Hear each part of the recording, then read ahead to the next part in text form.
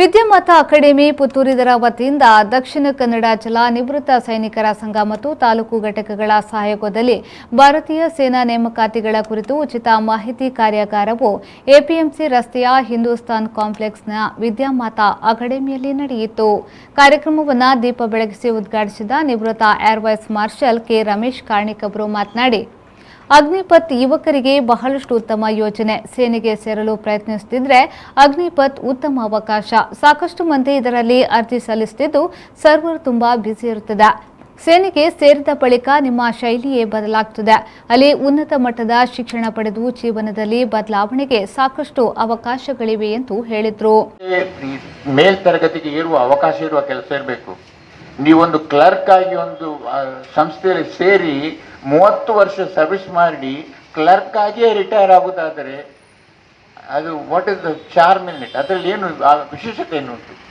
ನಿಮಗೊಂದು ಸೇರಿದ ನಂತರ ಅಲ್ಲಿ ಮೇಲೆ ಏರಿ ಮೇಲಧಿಕಾರಿ ಆಗುವ ಅವಕಾಶ ಇರಬೇಕು ಅಂತ ಕೆಲಸ. ಅಲ್ಲಿ ಜಾಬ್ ಡೈನಾಮಿಸಮ್ ಬೇಕು. ಜಾಬ್ನಲ್ಲಿ ಕೆಲಸದಲ್ಲಿ ನಿಮಗೆ ಅಲ್ಲಿ ಅವಕಾಶ ಬೇಕು.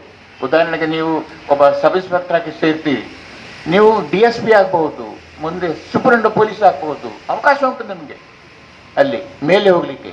ಮಿಲಿಟರಿಯಲ್ಲಿ ಹಾಗೆ ಅಂತ ನಾನು ಮತ್ತೆ ಬರ್ತೇನೆ ಇಲ್ಲಿಗೆ. So job should be dynamism. ಇನ್ನೊಂದು ವೆರಿ ಇಂಪಾರ್ಟೆಂಟ್ ಐಟಮ್ ಅದೇನಂತ ಹೇಳಿದ್ರೆ, ನಿಮಗೆ ಜಾಬ್ ಸ್ಯಾಟಿಸ್ಫ್ಯಾಕ್ಷನ್. ನಿಮಗೆ ಮತ್ತು ನಿಮ್ಮ ಹೆತ್ತವರಿಗೆ ಎಲ್ಲರಿಗೂ ಒಂದು ಸಂತೋಷ ಬೇಕು. ನನ್ನ ಮಗ ಒಂದು ಒಳ್ಳೆ ಕೆಲಸದಲ್ಲಿದ್ದಾನೆ ಅಂತ, ಏನೋ ಒಂದು ಕೆಲಸದಲ್ಲಿ ಹೋಗಿದ್ದಾನೆ ಅಂತ ಅಲ್ಲ, ಮಗ ಅಥವಾ ಮಗಳು ಒಳ್ಳೆ ಕೆಲಸದಲ್ಲಿದ್ದಾರೆ.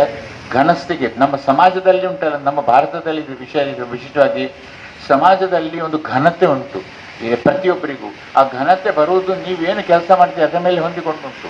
ನಿವೃತ್ತ ಕರ್ನಲ್ ನೆಟ್ಟೆಗುತ್ತು ಶರತ್ ಭಂಡಾರಿಯವರು ಮಾತನಾಡಿ, ಭಾರತೀಯ ಸೇನೆಯಲ್ಲಿ ಕೇವಲ ಕೆಲಸ ಮಾತ್ರ ಅಲ್ಲ, ತಮ್ಮ ಜೀವನ ಶೈಲಿಯನ್ನ ನಿರ್ಮಿಸುವುದರ ಜೊತೆಗೆ ಜೀವನಕ್ಕೆ ಉತ್ತಮ ಅಡಿಪಾಯವನ್ನ ಹಾಕುತ್ತದೆ.